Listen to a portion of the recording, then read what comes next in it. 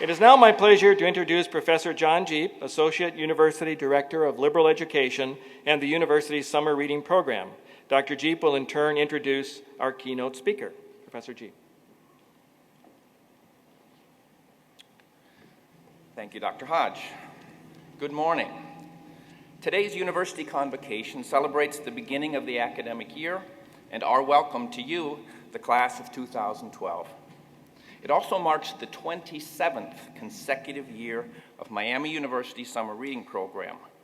Although there are several such programs in colleges and universities throughout the country, few of them are as old or as large as ours, and hardly any of them have invited so distinguished a group of authors and speakers to campus as we have. Among selections in recent years, we have read a first-person account dealing with HIV/AIDS in rural America and its effect on physicians facing a new epidemic. We have read about life on Native American reservations, and we have heard about how the Vietnam War haunts its veterans to this day. We have discussed how the working poor live in America.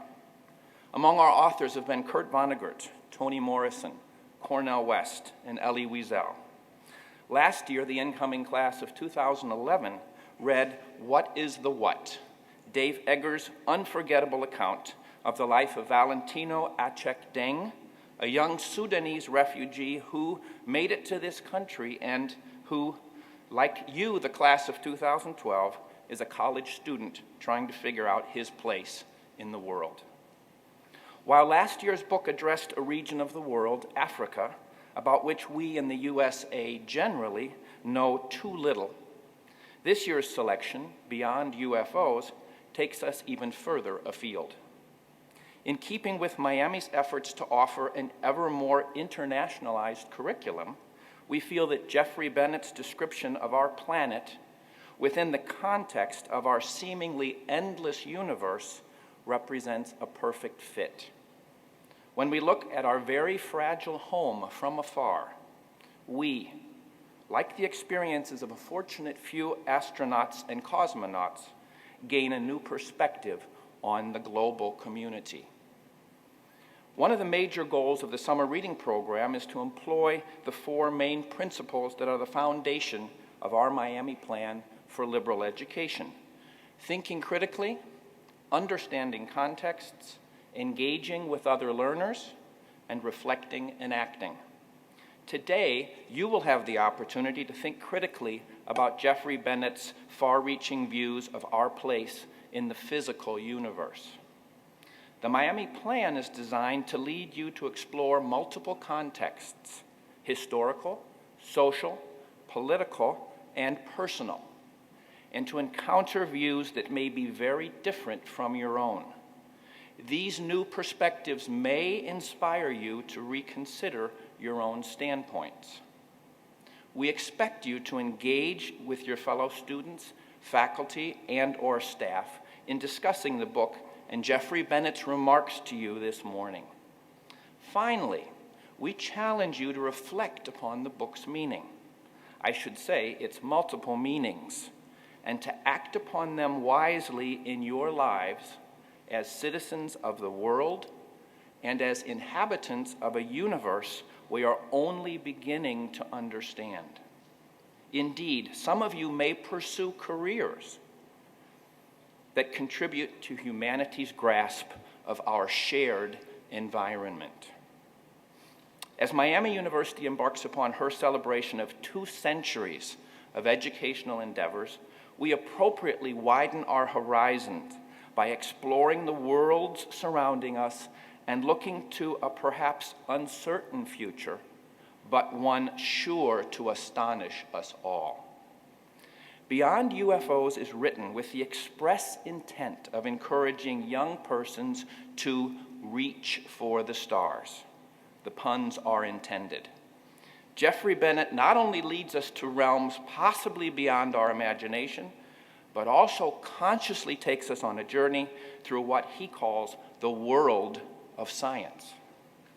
In a way, we as members of an intellectual community in this way strive to acquire knowledge through systematic, responsible study. Jeffrey Bennett earned university degrees in biophysics and astrophysics and has taught astronomy, physics, mathematics, and education. He's published on astronomy, statistics, math, and astrobiology. These are words I had never heard of when I was your age.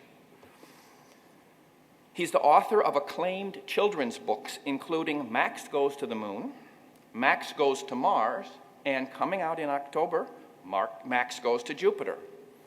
I wonder if Max will ever make it to Miami University. From his impressive vita, Jeff has also worked for NASA and the California Institute of Technology Jet Propulsion Laboratory. Jeffrey recently wrote in an editorial comparing our global civilization to that stage of life known as adolescence, and I quote, "I believe that we can grow up as a society only when every individual in every nation grows up with enough inspiration to care about making this world a better one." End quote. It's indeed an honor for Miami University and my privilege to welcome the author of Beyond UFOs, Jeffrey Bennett, to our campus. A distinguished author, educator, and scientist, Jeffrey has been particularly receptive to requests from various faculty and student groups to meet with him during his 3-day stay on campus. We look forward to his remarks and to discussing his Far Out publication. Please join me in welcoming to Miami University this year's summer reading program Convocation speaker, Jeffrey Bennett.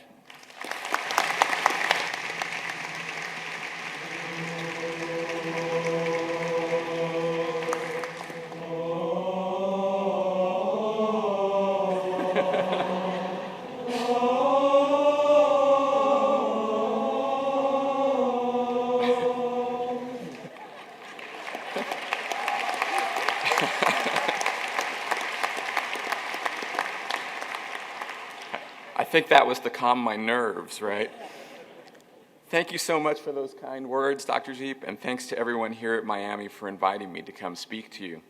It's a great honor, though I do have to admit I'm a bit nervous. You are the largest audience I've ever spoken to by at least a factor of 10. So I'll do my best not to sound too intimidated as I speak. And I feel fortunate that I'm facing this way so that I won't have to read all my errors on the screen behind me. I'll start with a brief story about what this means to me personally.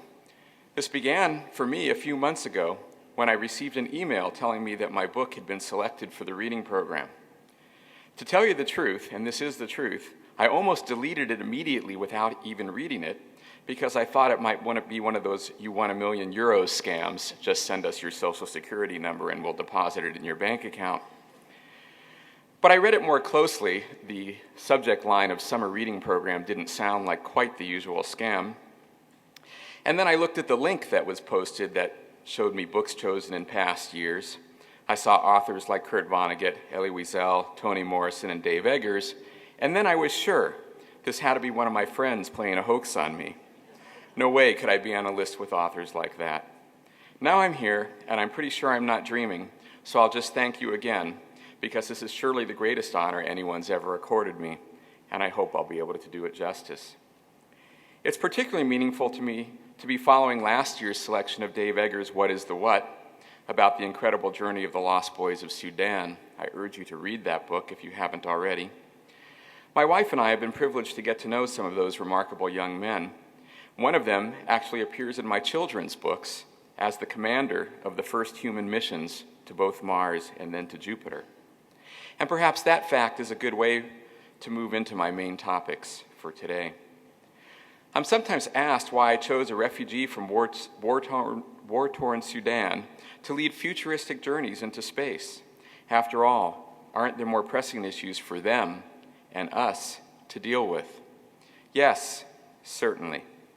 But as you probably know from my book, I also believe that we have a far better chance of solving any and all the problems that confront us today if we also spend some time thinking about what we'll do after they are solved tomorrow.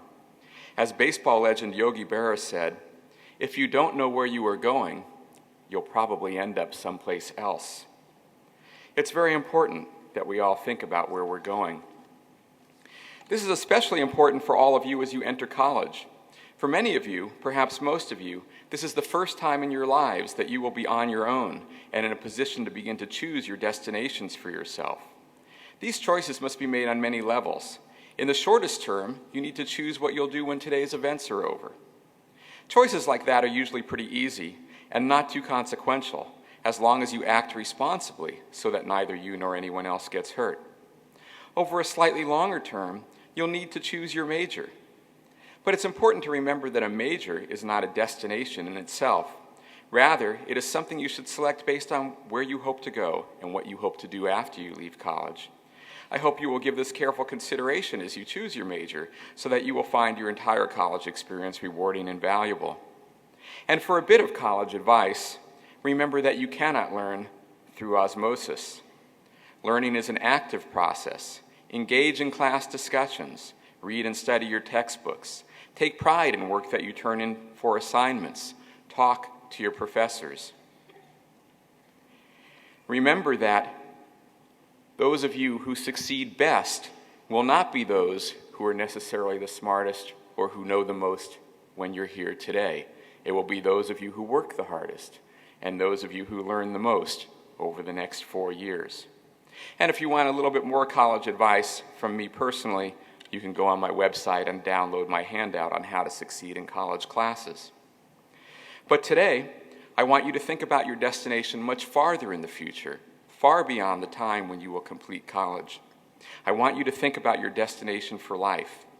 This can be very difficult to do because at ages like 18, 19, or 20, your lives have only just begun. You should expect to have a very long life ahead of you. Even today, the average person lives to about 80 years of age. You should expect to live much longer, as we can see with some simple math. At the dawn of the last century, in 1900, people on average lived to only about 47 or 48 years of age. Think about that. 100 years ago, someone in their 40s was essentially an old age.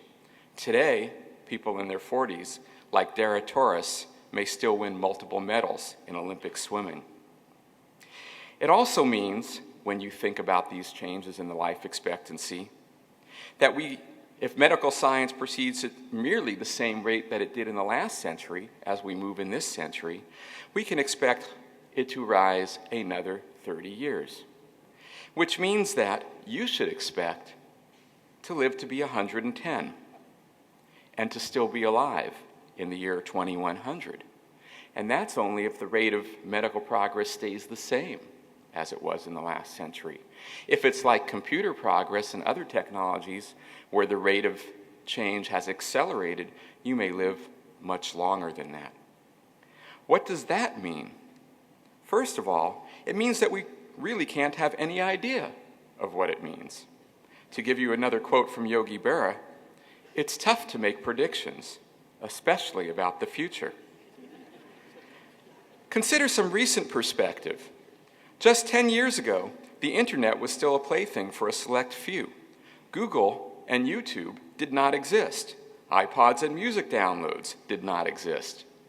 Gasoline prices, adjusted for inflation, were at a historic low of just over $1 per gallon. The federal government was nearly $5 trillion less in debt than it is today, which means your personal share of the debt has gone up by more than $15,000 since then. Global warming was just beginning to emerge as a major issue in the global consciousness. And the Twin Towers in New York were still standing, with the more than 3,000 people who would lose their lives there, and the tens of thousands more who have lost their lives in the wars that followed as a result, with all those people still looking forward to their own bright futures. And that's only going back 10 years. If we go back 100 years, there were no airplanes, no car-filled highways, no TV, no computers or cell phones, no home refrigerators or washing machines. Einstein had not yet developed his general theory of relativity. The known universe was 100 billion times smaller than we now know it to be. Most people believe travel to the moon to be impossible. And if you'd said UFO, no one would have known what you were talking about.